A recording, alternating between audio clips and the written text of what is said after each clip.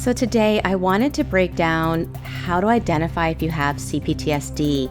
And I know I've done videos like this before. In fact, I'll leave the links here for the past videos on this topic. However, I want to do it different today. I want to break it down into 4 different areas. I want to break down the mindset of somebody with CPTSD. We will go over the 5 main components of CPTSD. I do that all the time, but trust me, repetition for emphasis. I want to look at the relationships and friendships of somebody that has CPTSD. And then I want to compare the nervous system, the fight, flight, freeze, and fawn trauma responses. I want to compare someone that has CPTSD with someone that doesn't. What does that look like? So grab a drink, grab a snack, and let's dive in. For those that don't know me, my name is Michele. I'm a trauma-informed coach. I'm a somatic experiencing practitioner, and I'm the founder of the School of Transformation, which is a monthly membership where I meet live on Zoom every week with survivors from all over the world, and we learn how to embody everything that I talk about on this channel. In other words, it's not enough to just have the information in your mind. We have to learn how to embody the healing journey, and that's what we do in the School of Transformation. So if this is a resource you think that might be helpful, make sure you check out the links above. Okay, before I go into what CPTSD looks like from any of those 4 main points, I want to talk about why it's important to take the time to investigate if you might have complex PTSD. Well, think about it. Just like if you start noticing things taking place physically in your body, you're going to want to investigate to see what's going on. If you have no idea why you're having certain physical symptoms, then you're going to be limited on how you can help yourself. It's the same thing emotionally, mentally, and psychologically. And so when it comes to complex PTSD, the complexity lies in the fact that it's not one main obvious thing that happened to you that has disrupted your nervous system. It can be the result of chronic long-term stress. It can be the result of long-term psychological manipulation that can be very covert or hidden almost in plain sight. The range of things that can create complex PTSD is so vast. It can range anywhere from neglect, which is not less than, it's just different, but neglect all the way up to physical, psychological, emotional, and even sexual abuse. And one of the challenges that people have when they suspect that they have CPTSD is when they go to get help, the diagnosis of CPTSD is not found in the DSM, which is the manual used by therapists to diagnose a person. And so it's not even there, but nothing else in the DSM really fits. PTSD has some overlap, but it is different. And so you can just get lost feeling like there's something wrong with you and there's no explanation. And now, don't get me wrong, the diagnosis is not the end game, right? That's not the goal. The main goal is to be able to identify, if I have this, then what can I do about it? That's the main goal. If you don't know what you have no way to know which direction to go in for your healing. So that being said, let's dive in. Okay, if you have complex PTSD, there's a certain mindset that most people tend to have that's made up of certain beliefs and certain ways of thinking about others and yourself. And this is because the stress, the chronic stress and trauma that you've endured has molded and shaped your self-image and your subconscious belief system. The beliefs that many people that suffer with CPTSD have are beliefs like, I'm bad, I'm unworthy, I don't deserve, there's something wrong with me. If people know who I really am, they're going to reject me. I'm going to fail.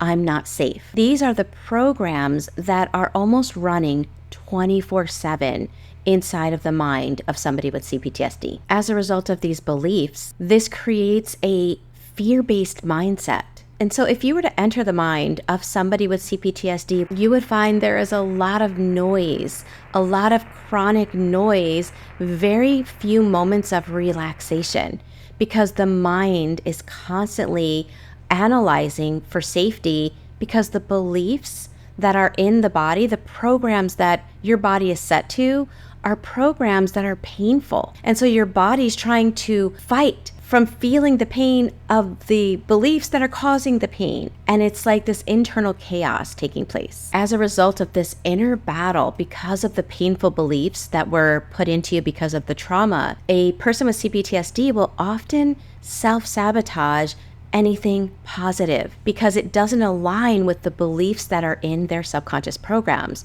And so if somebody likes them, is interested in them, and that person is healthy, they might sabotage it by convincing themselves that that person is only using them, or that that person will abandon them once they know who they really are. Or they might have opportunities at work, but they will sabotage it because their internal programming is so hardwired to be self-limiting. It's almost like because of the trauma that you endured, oftentimes in childhood, it starts, but you can get CPTSD as an adult as well. But if you had it in childhood, it's almost like being alive and being you was not safe. You were not allowed to simply be. You ever look at a baby and they're just like being, they're not thinking.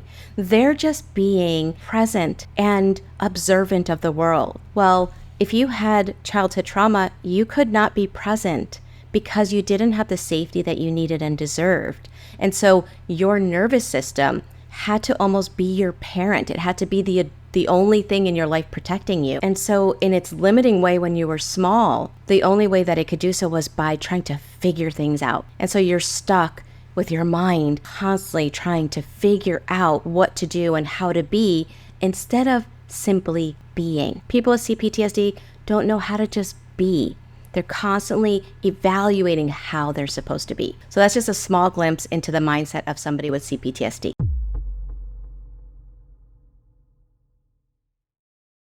So let's talk about how this shows up in the 5 main components of CPTSD. I talk about them all the time. We'll break them down one by one. One of them is emotional flashback. Now, the reason people with CPTSD wind up with emotional flashbacks is because in childhood, people are always saying children are resilient. I don't really think children are resilient as much as children's nervous systems compartmentalize and hide things from their brain because the child is too small to handle it. But those things don't go away. They're still in the brain and in the body. As a result, when you grow up, if there's anything similar to what is compartmentalized in your brain, it will cause an emotional flashback. For example, let's say in childhood, every time you saw your parent angry and upset, you were punished, hit, yelled at, shamed, emotionally abandoned. Well, your brain forms an association that someone angry means I'm going to be hurt. And in childhood, to have that happen, it can feel life or death because you need that person for your survival. But that gets compartmentalized, right? Because you're too small to handle it. But now you're an adult and somebody's upset. And instead of having the capacity to handle somebody upset, which is a part of life, you might shut down. You might explode in a fight response. You might feel frozen. In other words, the emotional flashback is opening the door to that compartmentalized stuff that's inside of you. And then your nervous system is going to the coping skills that it used in childhood. And emotional flashbacks, for anyone that has CPTSD, you guys know this is like one of the not only hardest things to work through, but the most confusing, because the way our body is reacting is it's reacting and putting us into a trauma response. We're going into these extreme responses for things that are not extreme. And so it can be extremely confusing. Oftentimes we over-focus on other people and trying to get them to stop triggering us instead of realizing, oh, I can learn to clean out this compartmentalized closet. I can learn how to change the stories, the overcouplings that are in my nervous system that are no longer true. Because when we do that, then we can handle the normal stresses of day-to-day living without going to our childhood ways of coping with things. The other main component is self-abandonment. So in childhood, when we had emotions, right, which every child does, has any range of emotions. There's no good or bad emotions. They're all part of the human experience. But if you lived in a situation where feelings weren't safe, you weren't allowed to have your feelings, and so you were emotionally abandoned. You didn't have somebody that was there for you when you were sad, that was there for you when you were scared, that was there for you when you were feeling hurt. So that emotional abandonment that you experience gets internalized. We don't know how to be there for ourselves because no one was there for us to teach us when we were small. And so as a result, we tend to emotionally abandon ourselves. And some of the ways that this shows up is You're there for everybody but yourself. Everyone and everything is on your list of priorities. You're not even last on your list of priorities. You're not even on the list. And often because we don't know how to regulate our own emotions because we weren't helped in childhood, our body tries to help us in ways that is not always best. So for example, some of the ways that our body might push to help regulate us are with addictions. It could be anything from food to scrolling to any vices, but it's our body's way of trying to up or down regulate us since we tend to self-abandon and not know how to do that regulation ourselves. The third main component of CPTSD is toxic shame. So toxic shame is not, I did something wrong, I did something bad. It's, I am bad. I am flawed. There's something wrong with me. And again, this has to do with being raised in an environment that made you feel that way. And so your body learned to feel that way, to embody those beliefs. And as a result, it just breeds self-hate, self-rejection. There's a real sense of unworthiness when it comes to CPTSD. In fact, I've had so many clients tell me things like, I didn't feel worthy to have the air that I breathed, or every day being me was painful. Existing in my body and just being myself was painful. That's the result of toxic shame. The fourth main component is either having a harsh inner critic or a harsh outer critic, or both. And this stems from, again, your nervous system was trying to help you to survive a chaotic environment.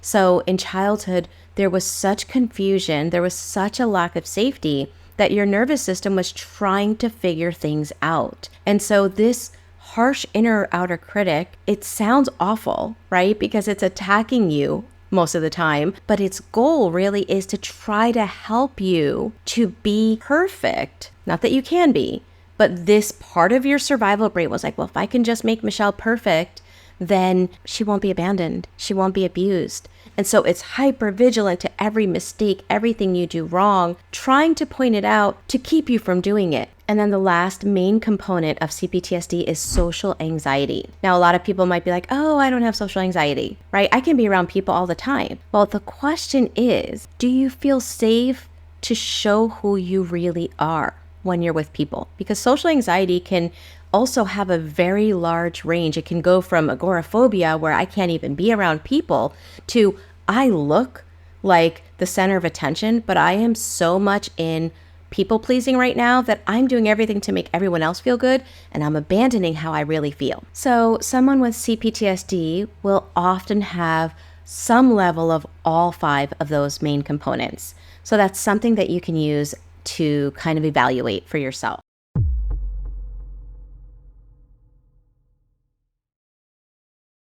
Okay, so let's get into the relationships and friendships of somebody with CPTSD. What do they look like? Well, because of the beliefs and because of those main components that I already talked about, oftentimes people that have CPTSD will find themselves in one-sided relationships where they are the giver. They are really pouring everything they have into everyone else, and they tend to feel like they don't receive the same amount of love, care, and respect that they give others. Sadly, because people with CPTSD have such limiting and painful beliefs, they often find themselves in relationships with toxic people like malignant narcissists.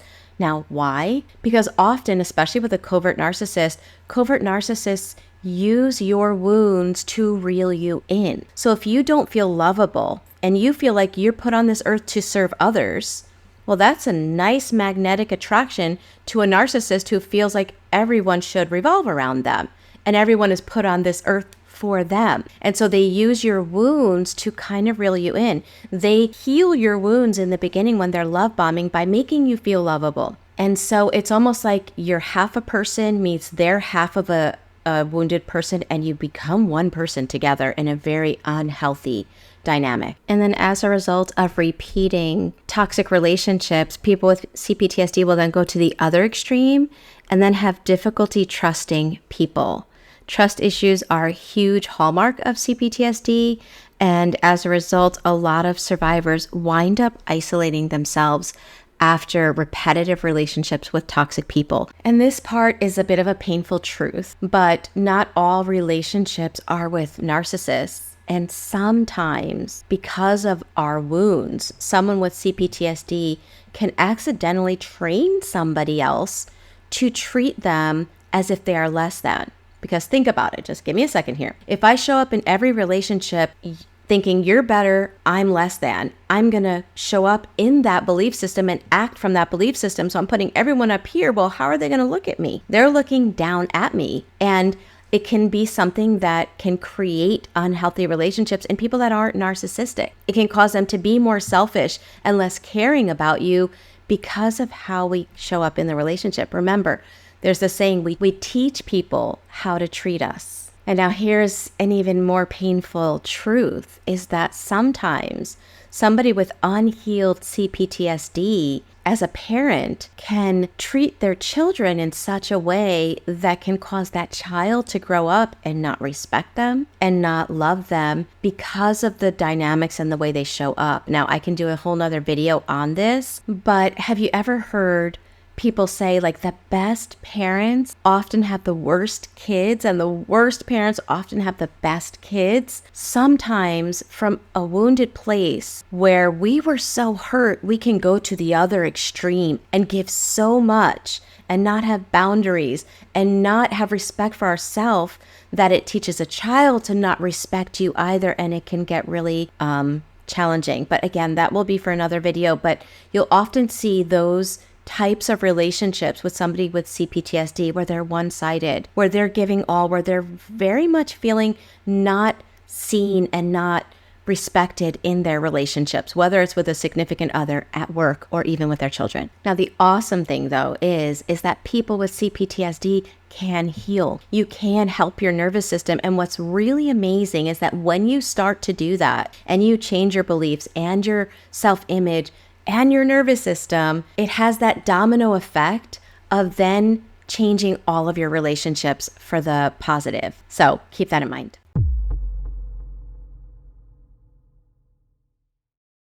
Okay, let's shift into comparing the nervous system of somebody with CPTSD compared to somebody that doesn't have CPTSD. So oftentimes we hear with CPTSD that people are stuck in fight, flight, freeze, or fawn, their trauma responses, right? Well, people that don't have CPTSD also have fight, flight, freeze, or fawn. So our trauma responses are not the enemy. The thing is that when you have CPTSD, you're stuck in your trauma responses. But let's talk about the healthy side. And that's something I don't think we hear enough about. So for example, somebody that does not have CPTSD, but has a healthy fight response. And I'm taking this from page 107 in the book CPTSD, From Surviving to Thriving by Pete Walker. He has an awesome chart there that shows the healthy side of our fight, flight, freeze, and fawn and what that looks like, and the unhealthy. So with a healthy fight response, somebody that does not have CPTSD, that's what allows them to be assertive, to exercise boundaries, to have courage and leadership. So that's the healthy side of our fight response. The unhealthy side, when we're stuck in it, that's when, and in his list, it says narcissistic. Somebody narcissistic is often stuck in a fight trauma response.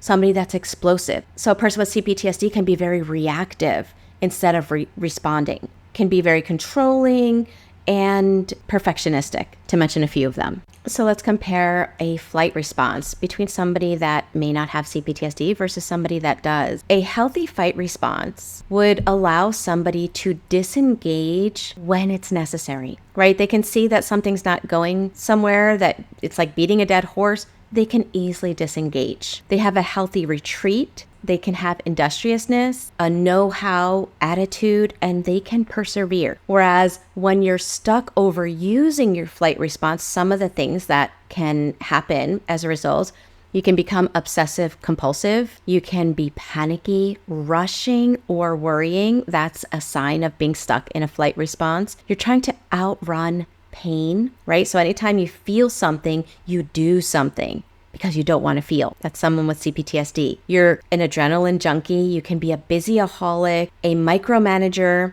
You can have perfectionistic tendencies, and so forth. Moving on to the freeze response. Somebody that does not have CPTSD still has a freeze response, right? But the healthy version of a freeze response, where we're not stuck in it, where it's not overused like it is in CPTSD, is when we are able to have an acute awareness. We're able to be mindful. We can be still, right? We have a poised readiness. A peace and presence comes from having a healthy freeze response. And then the fourth trauma response is fawn, which is also another way of saying pleasing. The fawn trauma response is a hybrid response where we're freezing how we really feel or how we really are inside, and we're showing up in a way, or we're socially engaging in a way that makes another person happy. Now, the healthy realm of this, somebody that's not traumatized, has a healthy version of the fawn response when they're able to have love and be in service to others, when they're able to compromise, when they can listen, when they can show fairness and be peacemakers. Unhealthy fawning is someone that is codependent. They're stuck in servitude. They grovel. It's almost like they need the other person to see it their way, or they need the other person to be happy in order for them to feel grounded inside of themselves. There's a loss of self. They can be people pleasers. They can be a doormat, feel like a slave for other people, again, battle perfectionism, and often find themselves victims of domestic violence. And so to sum it up, people that do not have CPTSD, maybe they had good enough parenting in childhood, they become adults with a healthy and flexible response to danger. And in the face of real danger, they have an appropriate access to each of their 4 trauma responses. So easy access to the fight response allows them to have good boundaries, to be assertive, and exercise aggressive self-protection when necessary. People that do not have CPTSD can also easily and appropriately access their flight instincts. They can disengage and retreat when confrontation would just put them in a dangerous situation. People without CPTSD can also freeze appropriately and give up and stop struggling when further activity or resistance is futile or counterproductive. Also, the freeze response is sometimes our first response to danger, where we become still and quiet in order to buy time and to assess the danger and decide whether to fight, flight, or to continue freezing or fawning. And again, last, for repetition, people that do not have CPTSD are able to fawn in a non-groveling manner. They're able to listen, help, and compromise as readily as they can also assert and express themselves and their needs, rights, and point of view. Now, if you do notice that maybe you do have CPTSD, maybe you are stuck in your fight, flight, freeze, or fawn, the good news is that CPTSD is not a life sentence. Thanks to neuroplasticity, we can help our nervous system to learn how to have that healthy fight, flight, freeze, or fawn, and to not be stuck in just one or always in a fight trauma response. Okay, so those were the 4 main components that I wanted to share with you today. The mindset of people with CPTSD, the 5 main components, how they show up in relationships, and comparing their nervous system, their trauma responses of fight, flight, freeze, and fawn with people that do not have CPTSD. So if you're like, yes, like this makes sense, well, what do I do? Now what? I want to encourage you to get help, because overcoming CPTSD is very challenging, and it can bring up a lot in your body that can be overwhelming. And so trying to get help alone can be too much. And it can also feel like you're searching for the Holy Grail. Like, what do I do? So some things that are helpful for people that have CPTSD are things like somatic experiencing, EMDR, EFT. And what makes those modalities so helpful is that they're working with the mind and the body. The body is the subconscious mind. Our beliefs are stored in our body. We cannot learn our way through recovery. We have to find modalities that combine both. And so that being said, I also want to encourage you to check out the School of Transformation, because we do EFT, we also do trauma release breathwork, and we do somatic experiencing together weekly. Consistency is also so helpful when you're working with your nervous system. One of the things we focus on is how to embody the healing journey so that we can experience healing instead of just learning about it. So if you're looking for a resource like that, make sure you check out the School of Transformation.